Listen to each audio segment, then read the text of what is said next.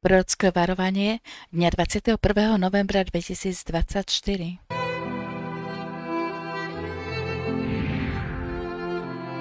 Proroctvo o vážnom súžení.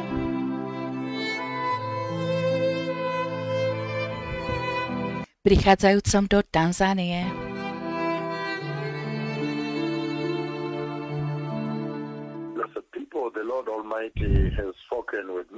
Poženaní ľudia, Pán Boh Všemohúci hovoril so mnou túto minulú noc. A v tomto rozhovore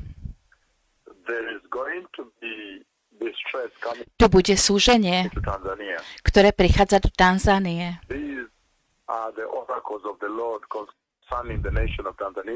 Toto je posolstvo Pána vzhľadom na národ Tanzánie. Tu bude národné súženie v Tanzánii. Kedy sa to stane, ja neviem. Ale tu bude národné súženie. A nikto nebude ušetrený. Nezáleží na postavení alebo pozícii.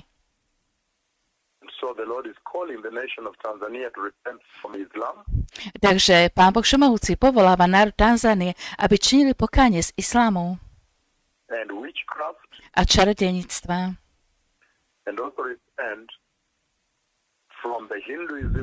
A tiež, aby činili pokánie z hinduizmu, ktorý tam tiež pohlcuje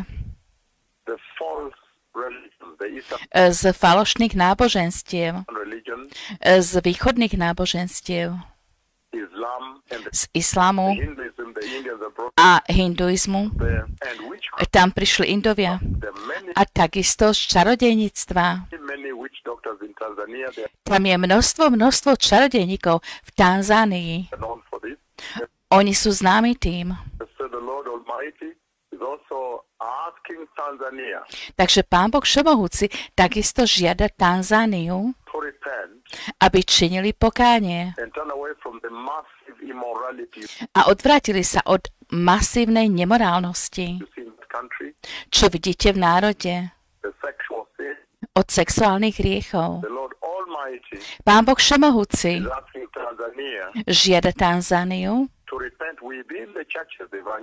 aby činili pokánie v cirkvi, v evangelických, v letničných cirkvách od pádu, ktorý tiež ich pohltil. Kázanie peňazí, do očí bijúce kázanie peňazí, falošných prorokov, falošných apoštolov, čo sú v národe. Oni kupujú olej a predávajú olej a vylievajú olej na koberec, aby ľudia potom chodili. Takéto veci sa tam dejú v Tanzánii.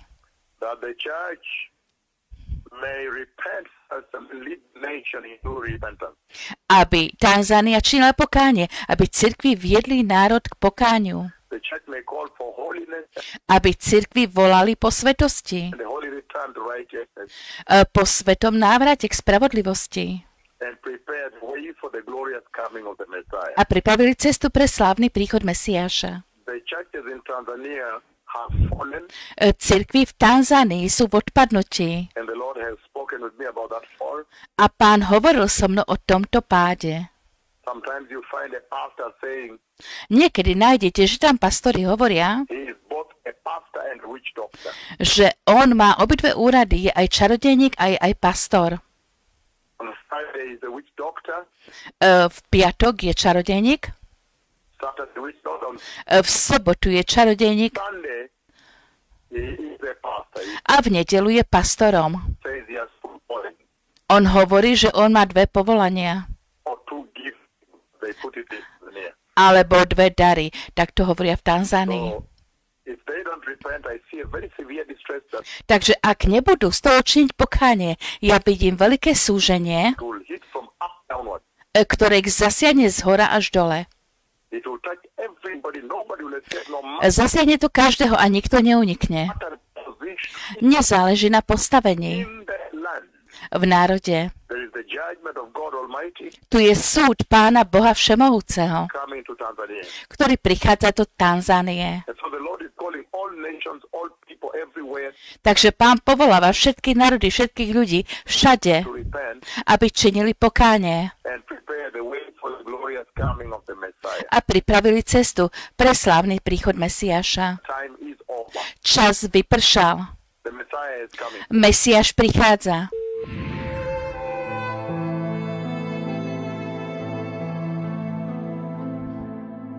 Pripravte cestu. Mesiáš prichádza.